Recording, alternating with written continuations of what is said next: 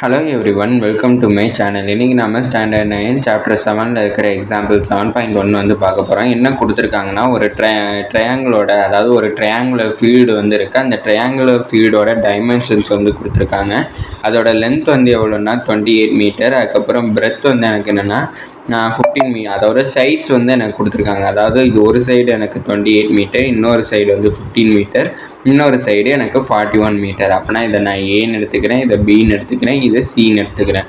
இப்போ அந்த triangular ஃபீல்டோட area என்னங்கிறத நான் வந்து ஃபஸ்ட்டு கண்டுபிடிக்கணும். அதுக்கப்புறம் அந்த ட்ரையாங்குலர் ஃபீல்டை வந்து லெவல் பண்ண போகிறாங்க. லெவல் பண்ணுறதுக்கு 1 மீட்டர் ஸ்கொயருக்கு 20 ரூபீஸ் ஆகுதுன்னு சொல்லியிருக்காங்க. நம்ம அந்த டோட்டல் ட்ரையாங்குலர் ஃபீல்டை வந்து லெவல் பண்ணுறதுக்கு எவ்வளோ காஸ்ட் ஆகுதுங்கிறத நம்ம கண்டுபிடிக்கணும்.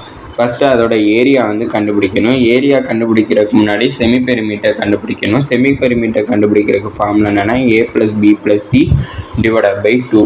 இங்கே எனக்கு ஏவோட வேல்யூ என்னென்னா 28, கொஷினில் இருக்கு 28 மீட்டர்.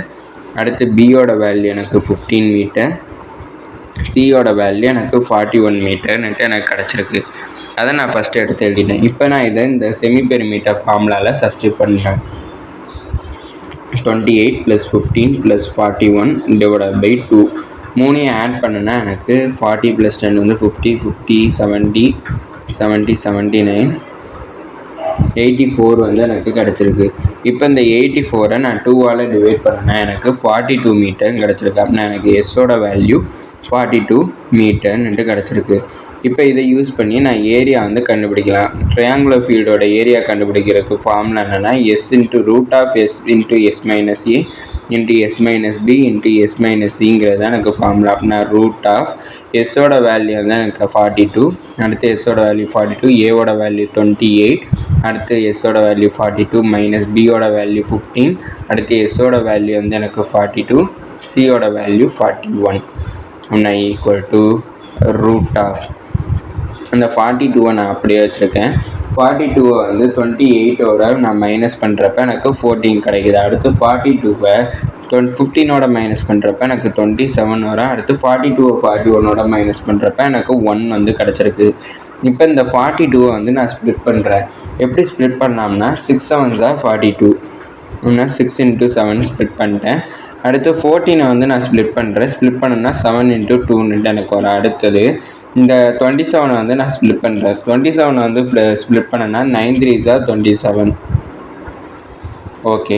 அடுத்தது இந்த 3 நான் எப்படி ஸ்ப்ளிட் பண்ணலாம்னா 6 வந்து நான் எப்படி ஸ்ப்ளிட் பண்ணலாம்னா 3 × 2 ஸ்ப்ளிட் பண்ணிக்கிறேன்.